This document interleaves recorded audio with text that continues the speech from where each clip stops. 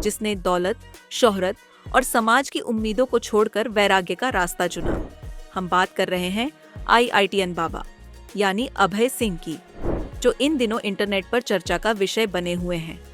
कहते हैं वो मशहूर नहीं होना चाहते, लेकिन इस जालिम मीडिया और समाज ने उन्हें इतना मशहूर कर दिया है कि हर तरफ उन्हीं के किस्से हैं। लोग उनके इंटरव्यू लेने के लिए लाइन में खड़े हैं। सोशल मीडिया पर उनके नाम से व्यूज का खेल हो रहा है। लेकिन इन तमाम शोरगुल के बीच सबसे बड़ा सवाल ये है, कौन है ये IITN बाबा? क्या वो सच में वैराग्य की राह पर हैं या ये सब दिखावा है, फ्रॉड? और क्या वाकई उन्हें महाकुंभ से गायब कर दिया गया? अभय सिंह का जन्म एक साधारण परिवार में हुआ था। उनका बचपन उत्तर प्रदेश के एक छोटे से गांव में बीता, जहां शिक्षा का अधिक महत्व नहीं था। लेकिन अभय शुरू से ही अपने साथियों से अलग थे। उनके माता पिता ने उनकी शिक्षा पर ध्यान दिया और उन्हें अच्छे स्कूल में दाखिला दिलवाया। उनकी शुरुआती पढ़ाई गांव के सरकारी स्कूल में हुई। हालांकि सीमित संसाधनों के बावजूद अभय ने अपनी मेहनत और लगन से पढ़ाई में उत्कृष्टता प्राप्त की। उन्होंने कक्षा 12वीं में राज्य स्तर पर टॉप किया और उनकी यह उपलब्धि पूरे क्षेत्र में चर्चा का विषय बन गई। अभय का लक्ष्य हमेशा से बड़ा था। उन्होंने IIT, Indian institute of technology की प्रवेश परीक्षा की तैयारी शुरू की। उनकी मेहनत रंग लाई और उन्हें IIT बॉम्बे में एरोस्पेस इंजीनियरिंग में दाखिला मिला।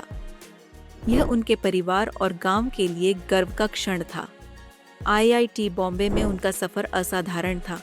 वहां उन्होंने अपनी कड़ी मेहनत से न केवल शैक्षणिक उत्कृष्टता हासिल की, बल्कि कई पुरस्कार भी जीते। उनके प्रोफेसर और साथी छात्र उनकी प्रतिभा और दृढ़ संकल्प से प्रभावित थे। लेकिन IIT में उनके जीवन का एक और पहलू था। अभय को अक्सर गहरे सवाल परेशान करते थे।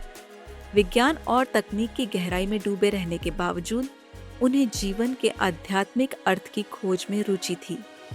वह अक्सर योग, ध्यान और आध्यात्मिक ग्रंथों का अध्ययन करते थे। IIT से स्नातक होने के बाद अभय को कई मल्टीनेशनल कंपनियों से आकर्षक नौकरियों के ऑफर मिले।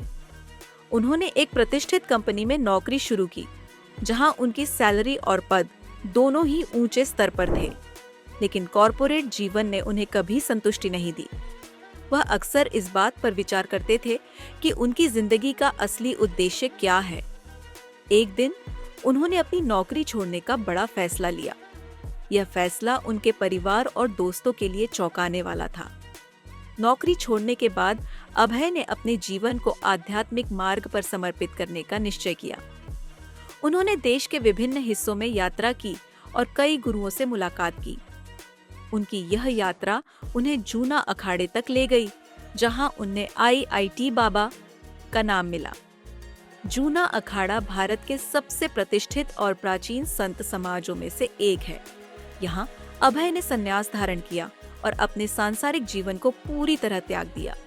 वह ध्यान, योग और साधना में लीन हो गए। जूना अखाड़े में अभय सिंह को IIT बाबा के नाम से जाना जाने लगा। यह नाम उनकी शैक्षणिक पृष्ठभूमि और आध्यात्मिक जीवन के संगम का प्रतीक था। वह महाकुंभ और अन्य धार्मिक आयोजनों में भाग लेने लगे। उनके प्रवचन और ज्ञानवर्धक वार्तालापों ने उन्हें प्रसिद्ध कर दिया। उनकी विशेषता यह थी कि वह आधुनिक विज्ञान और प्राचीन आध्यात्मिक ज्ञान को जोड़कर अपनी बात रखते थे। यह युवा पीढ़ी के लिए प्रेरणा का स्रोत बन गया। महाकुंभ 2025 के दौरान अभय सिंह एक बड़े विवाद में फंस गए। जूना अखाड़े के महंत हरिगिरी ने उन पर गुरु शिष्य परंपरा का उल्लंघन करने और अनुशासनहीनता का आरोप लगाया।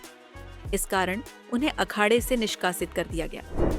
दूसरी ओर अभय सिंह ने आरोप लगाया कि कुछ संत उनकी लोकप्रियता से ईर्ष्या कर रहे थे। उन्होंने यह भी कहा कि वह महाकुंभ छोड़कर नहीं गए हैं और प्रयागराज में ही साधना कर रहे हैं। यह घटना मीडिया में चर्चा का विषय बन गई। आज अभय सिंह का जीवन एक रहस्य बना हुआ है। कुछ लोगों का मानना है कि वह अभी भी प्रयागराज में साधना कर रहे हैं, जबकि कुछ का कहना है कि उन्होंने एकांतवास अपना लिया है। उनकी कहानी आज भी उन लोगों के लिए प्रेरणा है जो जीवन के अर्थ और उद्देश्य की तलाश में हैं। अभय सिंह का जीवन संघर्ष, ज्ञान और आध्यात्मिकता का अद्भुत संगम है। उनकी कहानी हमें यह सिखाती है कि जीवन का असली उद्देश्य केवल भौतिक सुख सुविधाओं में नहीं, बल्कि आत्मज्ञान और आंतरिक शांति में है। उनके सफर ने यह साबित कर दिया कि एक साधारण व्यक्ति भी अपनी मेहनत और दृढ़ संकल्प से असाधारण बन सकता है।